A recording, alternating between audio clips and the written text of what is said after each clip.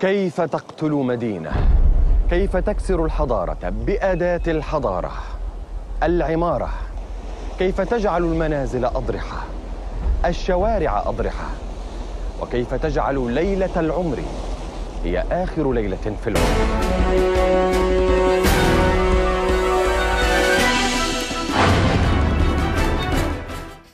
هنبدأ كلمتنا النهارده في مؤتمر الاسكندرية قنبلة موجودة مع المهندس سمر شلبي رئيس نقابة المهندسين في الاسكندرية. حبيبي ورئيس النقابة. الحقيقة النقابة خلال الفترة اللي فاتت كنا بنعمل أنشطة كتير خدمية، وكنا بنحاول بقدر طاقتنا إن إحنا ندخل في الأمور المهنية. مهنة الهندسة في مصر بقت مثقلة وموضوعة، والحقيقة أكثر ناس موضوعة بيبقى المجتمع المصري، لأن الهندسة بتأثر في كل حاجة في حياتنا. الهندسة بتأثر في الطرق اللي احنا ماشيين فيها، بتأثر في الهدوم اللي احنا بنلبسها، في الأكل اللي بناكله، وبالتالي بتأثر في سلوكياتنا. حل المشاكل الأساسية في مصر من وجهة نظري الشخصية هي التخطيط.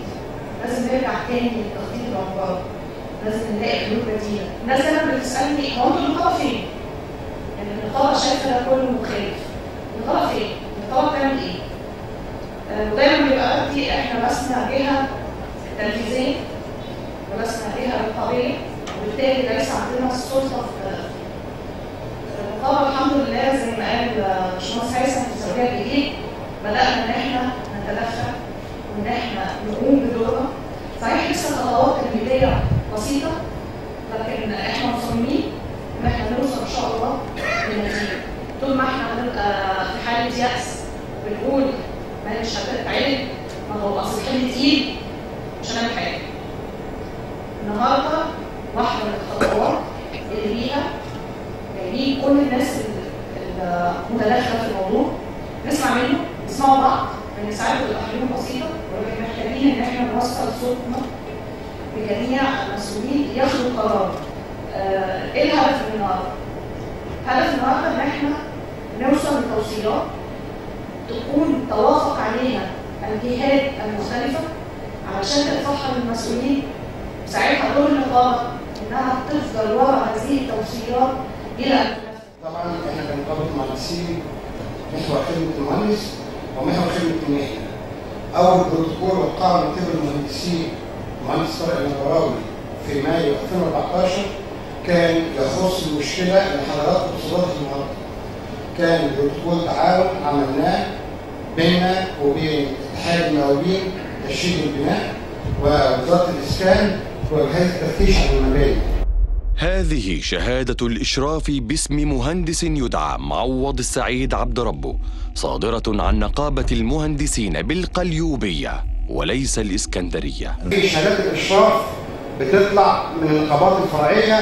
كان منشأ مثلا هيطلع في مكان زي الجيزة ولا حاجة، بنفوجئ إن شهادة الإشراف بتاعته بتطلع من القليوبية.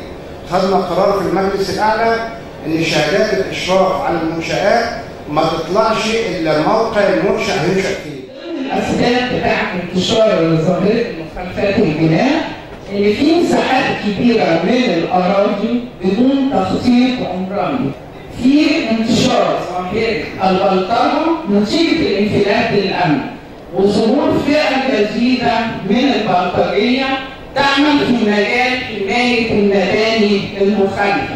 وجود العديد من الثغرات في قانون البناء رقم 119 سنة 2008 تسمح بتهرب المالك الحقيقي من المسؤولين، الأمر الذي أدى إلى تفشي ظاهرة الكحول. احنا بنشتغل دلوقتي في تخطيط 2032. 2032 بيعمل تخطيط مدينة اسكندرية، مش محافظة اسكندرية. مشاكل مدينة اسكندرية حلولها خارج المدينة مش داخل المدينة. فمكتب ألماني جاي بيشتغل وبيعمل تخطيط مدينة اسكندرية. اللي أكثر من 60% من ما تم بناؤه في ال4 سنين الأخيرة مشطب بالكامل، مش مسؤول منه ولا مباع أكثر من 10%. وال 10% غالبا بيكونوا جزء من اصحاب الارض الاصليين اللي كانوا في المبنى القديم اللي هم خدوا عقود منهم على انهم يكونوا محلات، هم دول اللي تقريبا ساكنين في هذه القرى.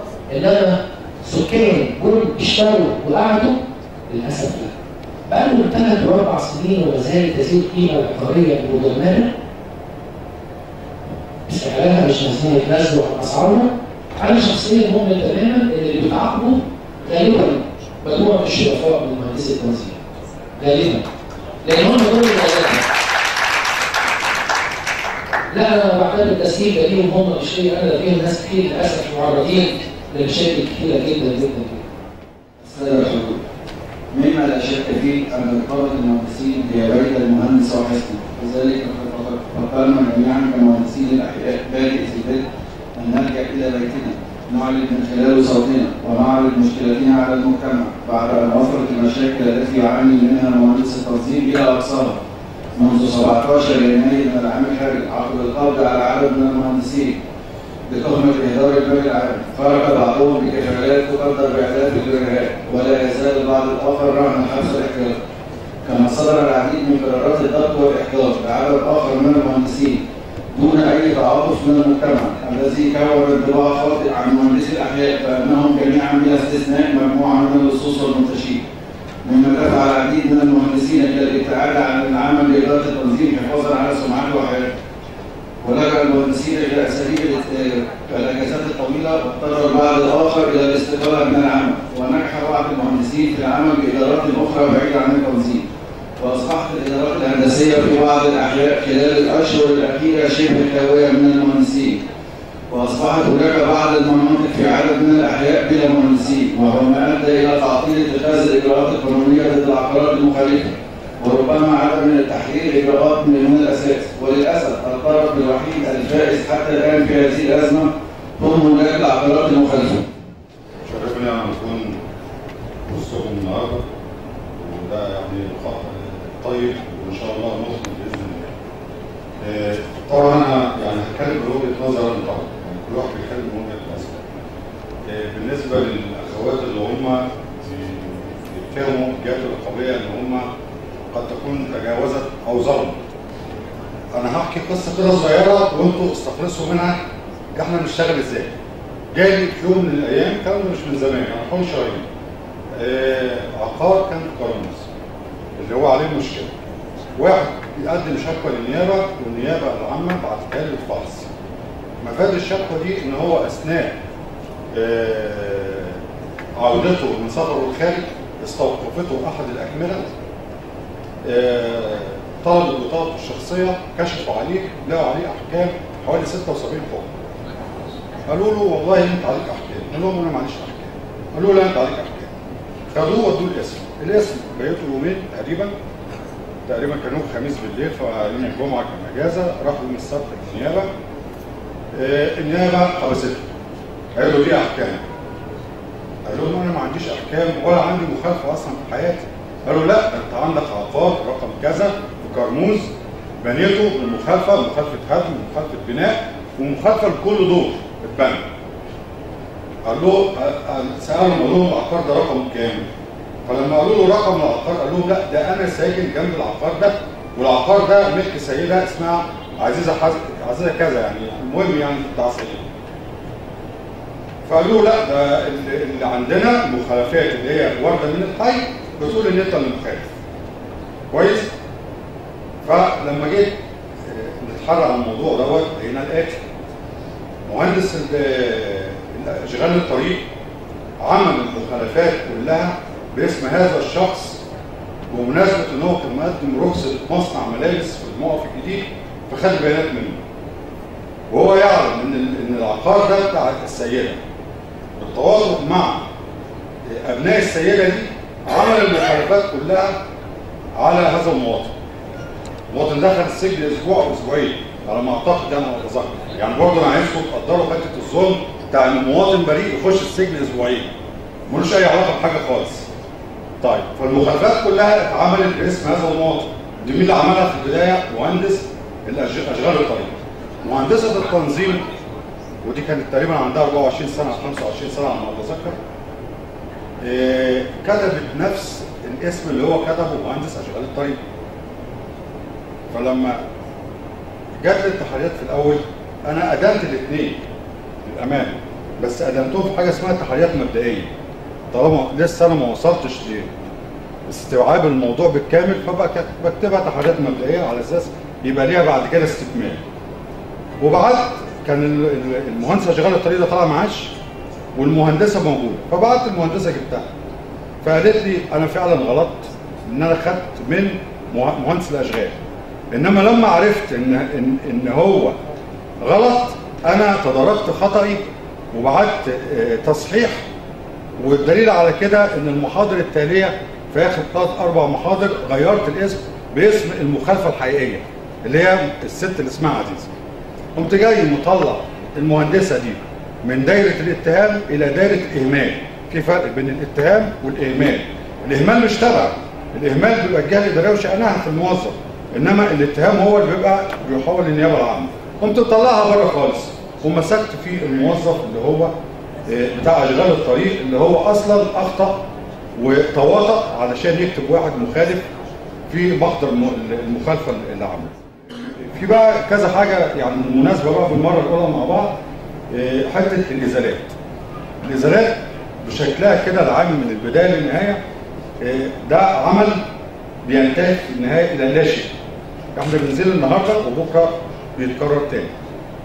الطريق بتاع ترعه المحموديه ده كله انا شاركت في ازالته وبعد اسبوع رجع كله تاني. طيب قالوا ان هذا الطريق يتبع وزاره الري. وزاره الري كان ليها مندوب في اثناء الازاله. طب ليه وزاره الري بعد ما تمت الازاله ما استلمتش هذا الطريق وخصصته سواء اجرته او لمنفعه عامه او شجرته او عملت فيه اي شيء يمنع او يحول دون رجوع المخالفه مره اخرى؟ دي حاجه. برضه العقارات نزيل النهارده وبعد اسبوع وبعد اسبوعين يعاد بنائها تاني. النهارده الصبح كنا في مشكله شارع اسمه شارع بدر الدين في بوكله بصفر. بسبب الموضوع ده كان فيه عماره 18 دور تم ازاله حوالي 16 دور ورجعوا يبنوا تاني النهارده. طب ما احنا نزلنا ليه قبل كده؟ كنت لسه مستلمه الشغل يومين بالظبط، جالي جواب الشغل بتاعي في اي شهر، جالي استدعاء من النيابه العامه، رحت القضيه كنت بيقول لي ما تروحيش، انا قلت انا مش عامله حاجه ورحت. القضيه دي كان فيها 6 مهندسين ورحت 2 مهندسين بس. رحت اتحقق معايا ايه الموضوع، انا رايحه بثقه ان انا مش عامله حاجه. حضرتك كام سنه؟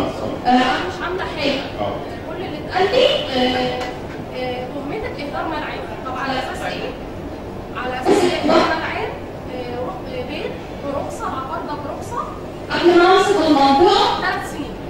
متوجه لاهدار مال عام عشان انا مسؤوله عن كل عقار في منطقتي. لا حضرتك انت بتقدمي جواب استلامك العام في هذا الحي للنيابه وتنتهي من وزاره طب ممكن حضرتك تجيب لي رقم القضيه وتشاركنا في المكتب؟ نيابه ايه هي؟ نيابه ايه؟ لا نيابه ايه؟ نيابه السجاير. نيابه السجاير عند محمد بن شلبي. محمد شلبي حلمي. لا حضرتك شرفينا واحنا هنشوف الموضوع ده.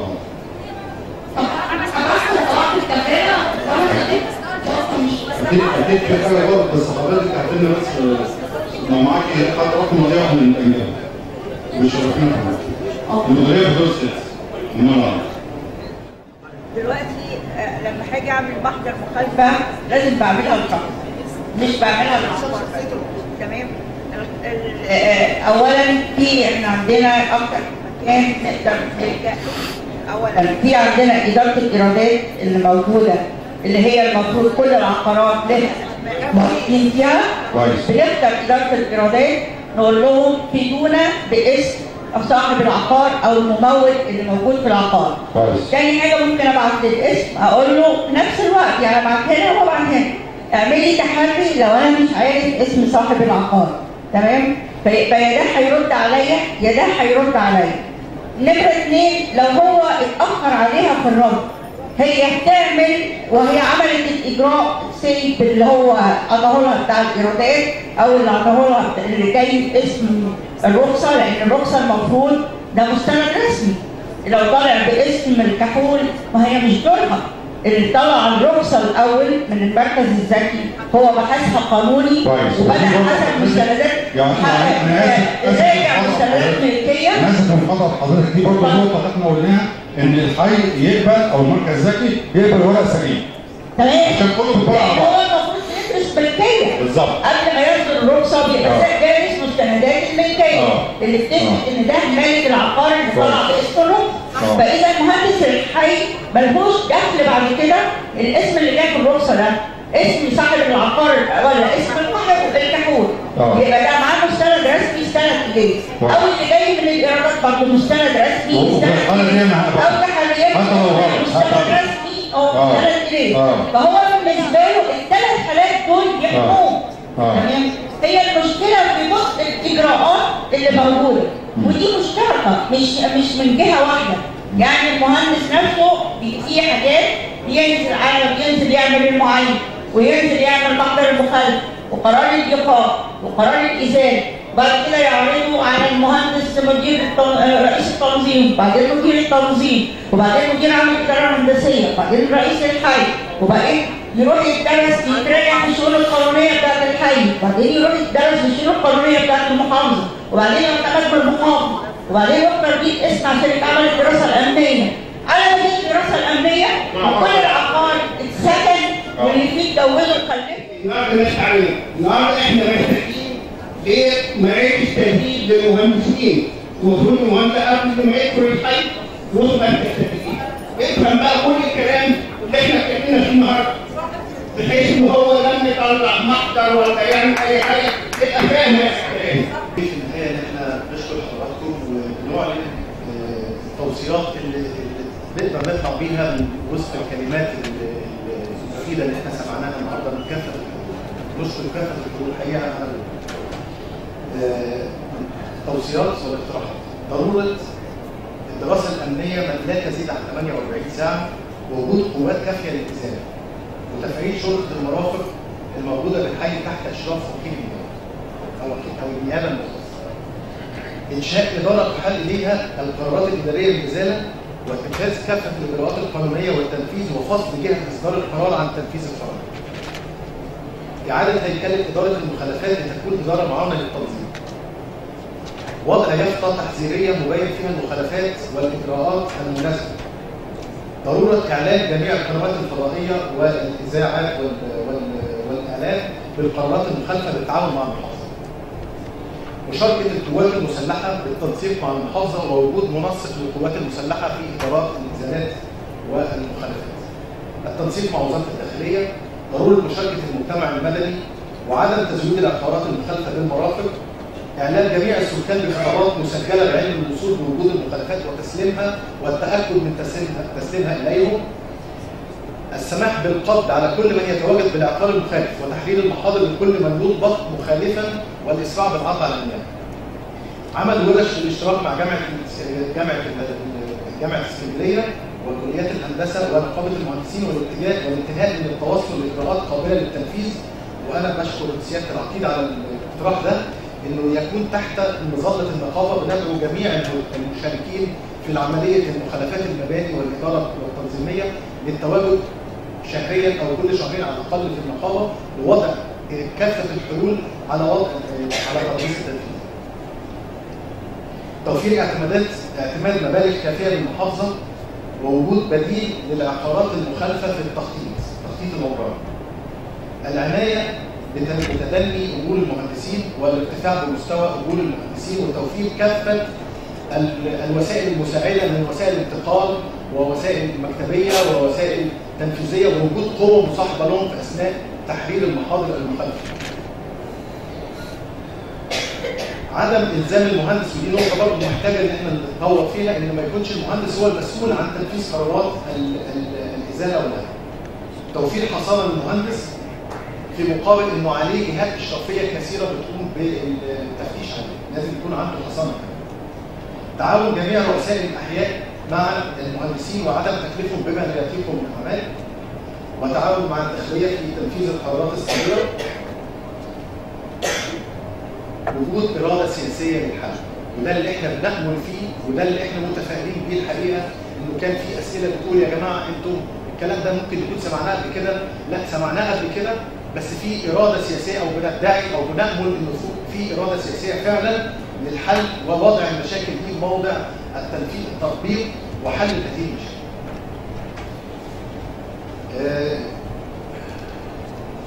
تقسيم الاحياء الى شيخات زي النظام الامني زي نظام الداخليه، وان وضع التخطيط العمراني لمدينه الاسكندريه على الورق لوضع زي ما قلنا وجود بدائل للمباني المخالفه.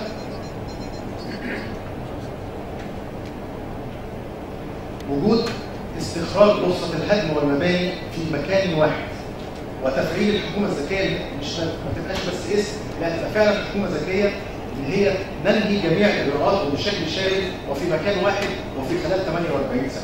وضع حلول لمحدودي ومعدومي الدخل في المباني، يعني يبقى في اطار خطه الدوله عندنا ما يسمح بوجود مباني لمحدودي ومعدومي الدخل. تخصيص نسبه مئويه من قيمه المباني لمهندسين الاشراف والاحياء، تفتيش على مالكي العقارات الذين قاموا بالبناء في السنوات السابقه وظاهره غسيل الاموال.